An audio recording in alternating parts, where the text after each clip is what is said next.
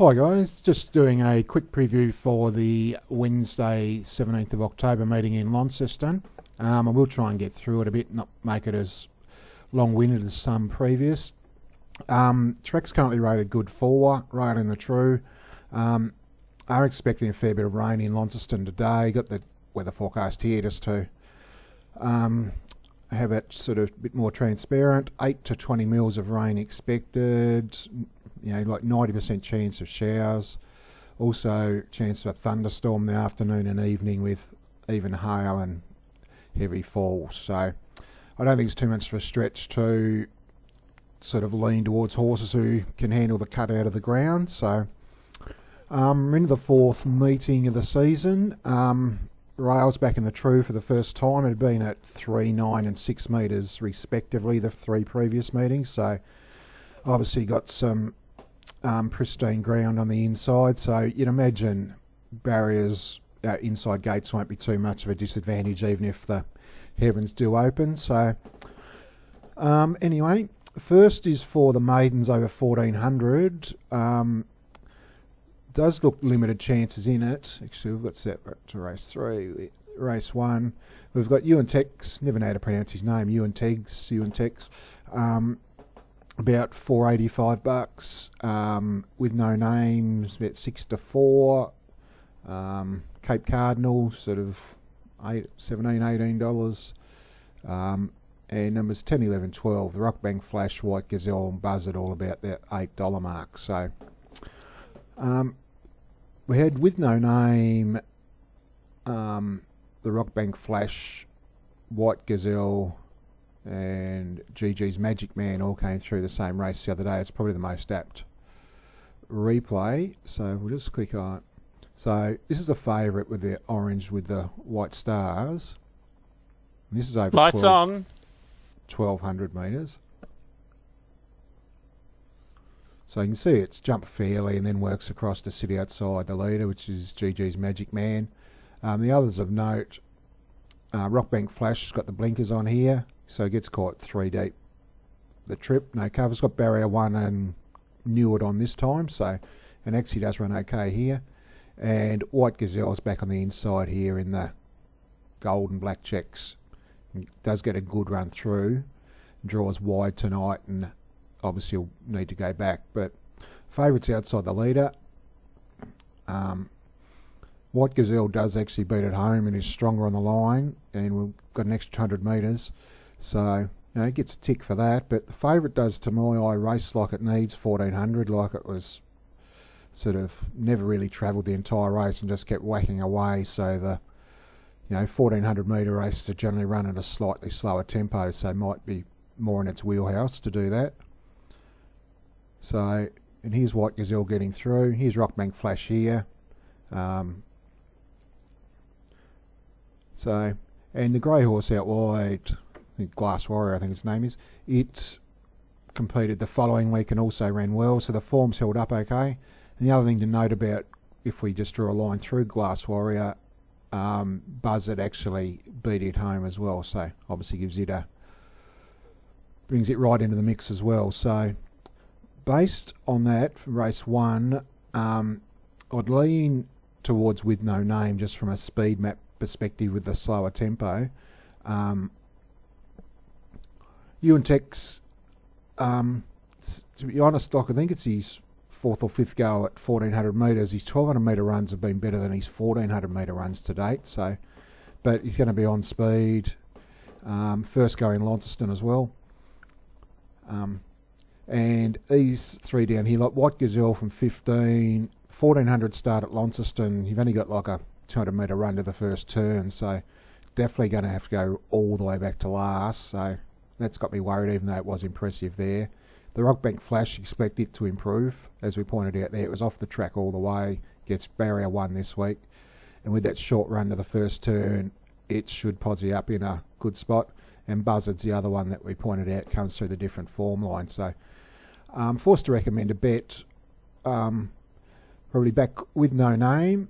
I thought was from both the speed map and the form perspective, and obviously having its second career start, you imagine it's going to derive improvement from its debut. So it's the one for mine, and a saver on Buzzard if forced to recommend a bet. But the problem is the price. I couldn't take 6 to 4 in a fit. So anyway, the second is for the Class 1s over the same 1400 trip, and the three favourites here all come through the same race: American Sunday, GG's Cricket and Bunker Star. So if we're going to have a look at that, because that might show those replays where we can measure apples with apples. It's taking a while to click over to the next race. Yeah, no, but these three, like when we watch the replay, you'll see this favourite has no luck at all mid-race, and I don't think there's too much doubt it should have actually won. So American Sunday. The 14. So where's the same colours as the first favourite, orange with the white stars. You see it actually begins okay here, and it sort of initially positions up about 4th or 5th on the outside, and then just gets shuffled all the way back. So you can see it's sort of here, and ultimately gets, sort of all the way back to last. And if we have a look here, here's Bunker Star getting, one out, one back, and GG's Cricket leaders back, both getting dream trips in transit. And the favourite, as we can see, has been shutted out. And even as we go forward, you can see it still doesn't get clear running until virtually 200 metres out. So here's the other two favourites. And favourite back on the inside. The Greatness wins the race up the inside. He came out and ran well again last week, so a bit of a tick for the form. Yeah, no, but I don't think there's too much doubt that American Sunday should have won the race. Can you take $2.30 on the heavy track? That's if the rain does come. Probably not, but very difficult to bet against it as well. In the third, you've got a Praise on debut. Comes off a good trial. A Tadmore was very good on debut as well. Beaten by a good horse. Did get a very soft lead, but the closing sectionals were quite impressive. Free at Barra was okay. Actually pretty fair at the trials. Was in the trial prior to a Praise, and Praise did go slightly quicker. It was quite impressive. Nita Bella was in the same trial as a Praise, but a Praise beat him on his merits. Actually, I've got that trial open here. We might just have a quick look at it. So Praise is in the white colours here. So he jumps okay, big white nose.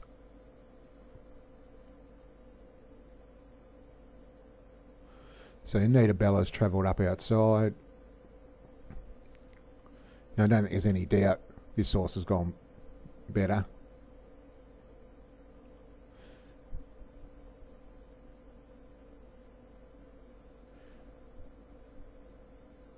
Yeah, so just gets clicked up a little bit and then grab hold of it. He could have won, a lot more convincingly than he did if asked. So, yeah, good trial, but you've got to measure up the trial versus the race form, and Tadmore did go very well on debut, and you know what you're going to get. So just leaning slightly towards a Tadmore, but no value in either price to be backing them. Yeah, so almost a look on race 3, but do think one of the duo win, which isn't exactly going out on a limb. Fourth over the mile, benchmark's 58. One thing with this race is there's not too many if the rain does come, there's not too many with really good wet form. Ramadi Bullet's probably one who does. And good win last week at, you bet 20 to 1 last week on speed, handles the wet. The one that I'll warm to here though is Ollie's a Star. Have a look at his form. Like, he was well tried first up at odds, and they absolutely walked in a race, and they they ran home the last 600 very quickly, so just left a bit flat-footed. if you go through his wet track form, he's had 4 starts to heavy for 2/3. It's not, great, but if you sort of delve into it a bit further, I think the last start on heavy track he ran 3rd to Stella Trial and Box of Frogs, and they're both swimmers. So with the claim, gets in well, so you can see like he's 3rd in benchmark 82, benchmark 62, benchmark 72, back to benchmark 58 here with the claim. Even if it rains, can handle the wet to a degree. George's Gamble's going better than form suggests, but outside gate and no sort of real wet form. But recommend one there. I'd probably go Ollie's a star. The 5th, you've got the 2 favourites here. Garland, since she's come to Tasmania, has been a bit of a revelation. She's couple on the synthetic, and then was dominant last time, but did get a lot of favours in the run last time, and the form wasn't exactly the strongest race of all time. Another thing too is she's had 2 starts on wet tracks, both in, I think one was in New South Wales and one in Queensland, and they're probably the 2 worst runs of her career, so it's got to be a worry if we get any sort of serious rain. My biddies, ticks all the boxes. Second is Shot of Irish on the heavy. Like, Shot of Irish is a absolute knob in the mud. Bolted in when resuming, caught pressure in front and just dropped them. We on speed making its own luck. The other one, if it get a fair bit of rain, Sav's Finale, the entire family just swim. Do have question marks over his actual will to win, but if it gets wet, you can see like 5 on the heavy for 2 wins of 2 seconds. He's the one. So I do think, just based on the wet track, and I think Garland's definitely the hardest race she's met since she's arrived in Tasmania. So, but he's happy to back I was actually really keen my biddy on the basis it was going to be a good track. I think the only thing I'm scared of now is if it does get wet, Sav's Finale sort of brings him right into it. So I do think one of that duo win. So, but no value in either of the prices anymore. I think we're copying sort of $4 and then odds on now, my biddy. So the 5th, for over the 1200. This is a very even race, this. There looks to be a bit of speed in the race, like Silent Savings can go forward, Gold Phoenix has, M's Gem definitely will, Party Planner led last time. There's one here, Ken from the Bar, I actually quite liked his first up run in Hobart. They're going to have a bit of speed on here. He did show a little bit early, and his past and last preparation was probably a bit below par, but he tried well before resuming. And the run the other day, I said I did quite like the way he hit the line. So just waiting for this race to click over. Slowly but surely we'll get there. So Ken from the Bar, you can see he's got the Iron Wesley colours there.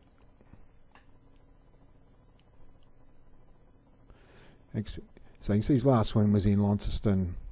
It's that sort of 18 months ago. This race, this last run over the 1,000, steps out to 1,200 today.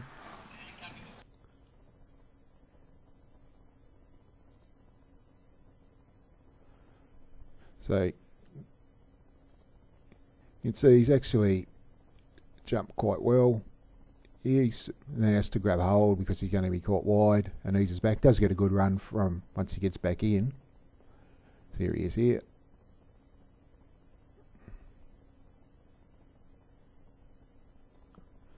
Actually, a pretty good ride actually. So if we just watch him from here.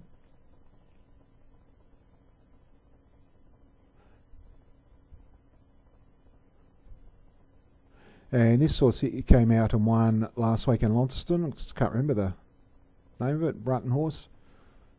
And GG's Queen Bee came out and flew at the trials again since. And here's Ken from the bar here. Remember, he's getting an extra 200 metres tonight. Yeah, he's hitting the line very well. He said the horse in the middle did come out and win last week. So I just think around $10. You do far worse than have something on Ken from the bar. Was he $9.50 virtually across the board?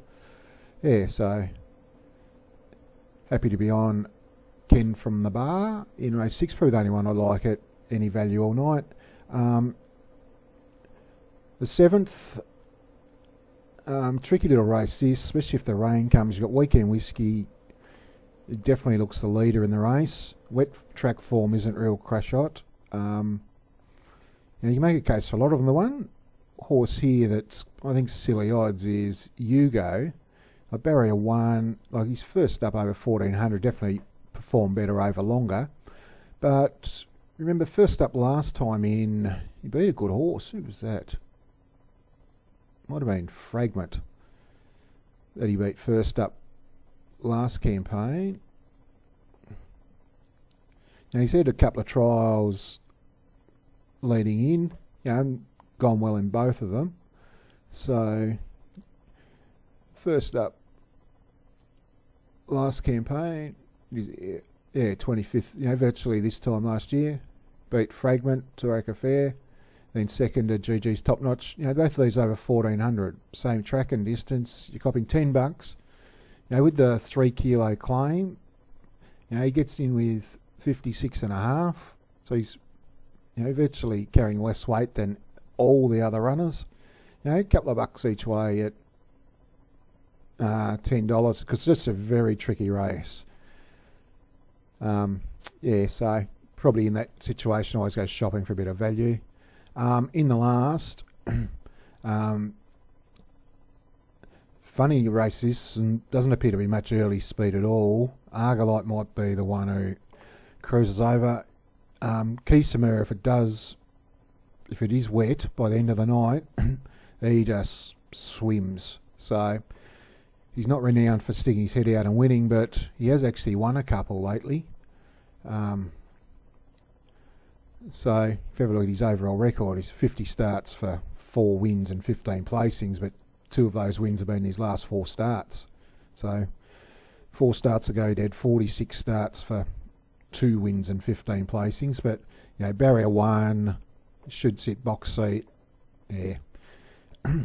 But if the track isn't rain affected, he's by no means a good thing. So just a tricky race to make selections. I do think the Brutton stablemates wearing the same colours in the first 2 races will probably win. Pretty more confident American Sunday. They're both about the same price. I'll be happier to back American Sunday than With No Name. Struggled to split the top 2 in the 3-year-old. Ollie's a star. Happy to back him for, bit of a result. He's the one who's not going to be overly impacted by no matter how the track is playing. And I think, he's going to be strong late, and the claim again gets in quite well. Do think My Biddy wins, but Savs Finale, if the track, if it gets wet, be scared to death of Savs Finale. Ken from the bar at a bit of value. So, as I said, just on a night where we're unsure as to exactly what type of track we're going to be playing on. Just as far as selections are concerned, we might just go the ones that are a bit more value.